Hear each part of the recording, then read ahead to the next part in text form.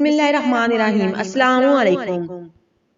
حضرت اسحاق علیہ السلام نے اپنے والد گرامی حضرت ابراہیم علیہ السلام کی ظاہری حیات طیبہ میں ہی 40 برس کی عمر میں رفقہ بنت بطوانیل سے شادی کر لی تھی۔ رفقہ بانج تھی۔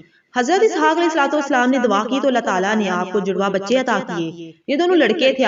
آپ نے بڑے لڑکے کا نام عیسو رکھا جو کہ عرب میں ایس کے نام سے مشہور ہیں اور آپ ہی روم کے والد کہلاتے ہیں۔ دوسرے صاحبزادے جو کہ اپنے بھائی کے بالکل ہم شکل تھے، ان کا نام یعقوب رکھا جن کی طرف بنو اسرائیل منسوب ہے۔ حضرت اسحاق علیہ السلام جب معمر اور ضعیف ہو گئے تو آپ کی بینائی کمزور ہو گئی۔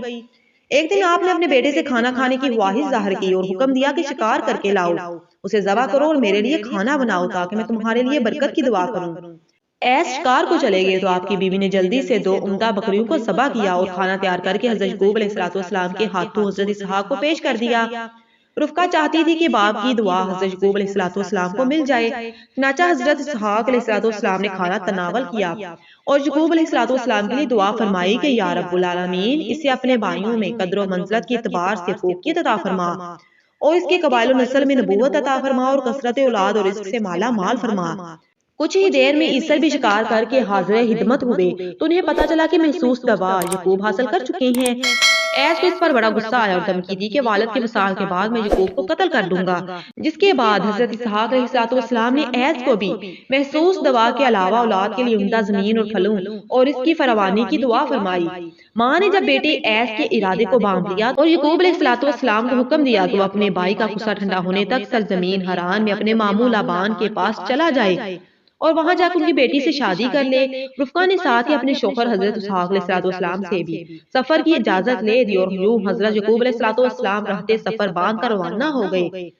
ایک دن کی جب آپ حالت سفر میں تھے، رات ہو گئی اور آپ آرام کی خاطر ایک جگہ لیٹ گئے۔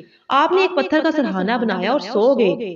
ابھی آپ سوئے ہی تھے کہ آپ نے خواب دیکھا کہ ایک سیڑھی آسمان سے زمین تک ہے اور فرشتے اس سیڑھی کے ذریعے آسمان پر چڑھتے اور اترتے ہیں۔ اللہ تعالیٰ آپ سے مخاطب ہوتا ہے کہ اے یعقوب، میں بہت جلد اس سرزمین کو تیرے اور تیری اولاد کے لیے بابرکت بنا دوں گا اور تجھے اولاد کثیرہ عطا فرماؤں گا۔ یہ زمین تیری اور تیرے بعد آنے والی نسلوں کے لیے محدث ہوگی۔ آپ نے یہ خواب دیکھا اور بیدار ہو گئے۔ آپ نے منت مانی کی کہ اگر بہیر و عافیت اپنے اہل خانہ کے ہاں لوٹ گیا تو اس جگہ پر عبادت الہی کے لیے عبادت خانہ تعمیر کروں گا اور اللہ تعالیٰ نے جو بھی رزق عطا فرمائے گا اس کا 10واں حصہ اس کے نام پر وقف کروں گا۔ آپ نے جس پتھر کو سرہانہ بنایا تو اس پر تیل لگا کر نشان زدہ کر دیا تھا تاکہ اس کی شناخت اور پہچان باقی رہے۔ امام ابن کثیر رحمۃ اللہ علیہ فرماتے ہیں کہ بیت المقدس عین اسی جگہ تعمیر فرمایا گیا ہے جو کہ ہمارا قبلہ اول بھی ہے۔ چنانچہ آپ سفر کرتے ہوئے اپنے ماموں کے ہاں پہنچے۔ آپ کے ماموں کی 2 صاحبزادیاں تھیں، بڑی کا نام لیا اور چھوٹی کا نام راحیل تھا۔ راحیل حسن و جمال میں اپنا ثانیہ نہ رکھتی تھی جبکہ لیا ذوق و بصارت کا مرض رکھتی تھی۔ آپ نے اپنی والدہ کا پیغام ماموں کو دیا اور فرمایا آپ راحیل کی شادی میرے ساتھ کر دو۔ آپ نے راحیل کا انتخاب اس لیے کیا کیونکہ ایک تو وہ حسن و جمال کا پیکر تھی اور دوسرا آپ کو پہلی نظر میں ہی بلی محسوس ہوئی۔ آپ کے ماموں شادی کے لیے راضی تو ہو گئے مگر ساتھ ہی شرط عائد کر دی کہ پہلے 7 برس تک میری بکریاں چراؤ، پھر نکاح کی کوئی صورت نکل سکتی ہے۔ آپ نے شرط قبول فرمائی اور یوں 7 سال تک آپ اپنے ماموں کی بکریوں کی پرورش کرتے رہے۔ جب 7 برس مکمل ہو گئے تو آپ کے ماموں نے ضیافت کا اہتمام کیا اور لوگوں کو جمع کر کے حضرت یعقوب علیہ السلام کو رشتہ ازدواج میں منسلک کر دیا۔ جب حضرت یعقوب علیہ السلام جب شب زفاف گزارنے کے لیے اپنی دلہن کے پاس گئے تو دیکھا کہ وہاں راحیل کے بجائے لیا تھی۔ یہ دیکھ کر آپ کو بہت صدمہ ہوا اور صبح اپنے ماموں سے شکایت کرنے لگے کہ آپ نے میرے ساتھ دھوکہ کیا ہے۔ میں نے آپ سے راحیل سے شادی کا کہا تھا مگر آپ نے لیا کو میرے ساتھ باندھ دیا ہے۔ ماموں نے کہا ہمارے ہاں یہ رواج نہیں کہ بڑی بیٹی کے ہوتے ہوئے چھوٹی بیاہ دی جائے۔ ہاں اگر تم چھوٹی سے شادی کرنا چاہتے ہو تو مزید 7 برس تک ہماری بکریاں چراؤ۔ حضرت یعقوب علیہ السلام نے منشاء الہی سمجھتے ہوئے مزید 7 سال بکریاں چرانے کا فیصلہ کیا۔ آپ نے 7 سال بعد جب نکاح کا مطالبہ کیا تو آپ کی شادی لیا کی چھوٹی بہن راحیل سے کر دی گئی۔ یہاں ایک بات ہم اپنے ناظرین کو بتاتے چلیں کہ حافظ ابن کثیر رحمۃ اللہ علیہ بیان کرتے ہیں کہ اس وقت دو بہنوں کا نکاح میں لینا دین میں جائز تھا، بعد ازاں تورات شریف کی شریعت میں ہی اسے منسوخ کر دیا گیا۔ یوں حضرت یعقوب علیہ السلام نے راحیل سے شادی کرنے کے لیے 14 سال تک اپنے ماموں کے ہاں بکریاں چرانا قبول کیا۔ متعدد روایات میں ہے کہ آپ کی راحیل سے شادی تو ہو گئی مگر آپ کے ہاں اولاد پیدا نہ ہوئی۔ آپ کے ماموں نے اپنی دونوں بیٹیوں کو ایک ایک باندی دی۔ لیا کو جو باندی دی گئی اس کا نام زلفی اور راحیل کو جو باندی دی گئی اس کا نام بلی تھا۔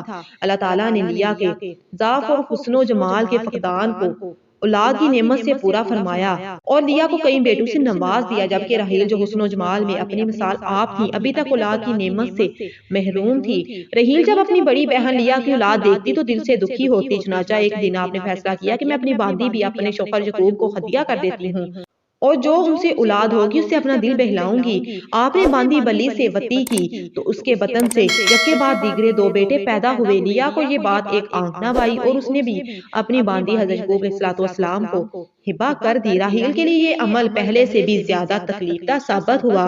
محرومی اولاد کی وجہ سے آپ روزانہ اداس رہنے لگی۔ ایک دن آپ نے روتے گڑگڑاتے ہوئے اللہ تعالیٰ کے حضور فریاد کی کہ اے رب العالمین مجھے بھی بیٹے کی نعمت سے مالا مال کر دے۔ اللہ تعالیٰ نے آپ کی فریاد سن لی اور یوں آپ کو ایک چاند سا بیٹا عطا کیا جو عظمت و شرافت کا پیکر اور حسن و جمال کا منبع، جنہیں دنیا یوسف کے نام سے جانتی ہے۔ منقول ہے حضرت یعقوب علیہ السلام 20 سال تک اپنے ماموں کے ہاں بکریاں چراتے رہے اور حضرت یوسف علیہ السلام کی پیدائش ہوئی تو اس کے 1 یا 2 سال بعد وہاں سے اپنا کنبہ لے کر ہجرت کر گئے۔ دعا ہے کہ اللہ کریم ہمارے دین اسلام کو مزید پھیلائے، آمین ثم آمین۔ مزید ایسی ویڈیوز کے لیے نویرہ اسلامک ٹی وی کو لازمی سبسکرائب کریں، ویڈیو کو لائک کریں، شیئر کریں۔ جزاک اللہ۔